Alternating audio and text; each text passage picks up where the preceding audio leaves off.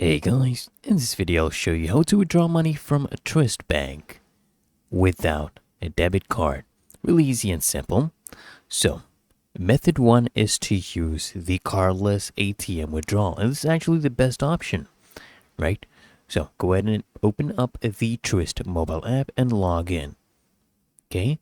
Then just go ahead and tap on cardless ATM option on the screen and just use your phone to scan the QR code that will be displayed on the ATM. Go ahead and just confirm the transaction and your cash will be dispensed instantly. Method 2 is to actually visit a Truist branch. So bring a valid ID, a driver's license or passport to a Truist branch. Then just go ahead and request a cash withdrawal at the counter, and the teller will basically verify your identity and process your withdrawal.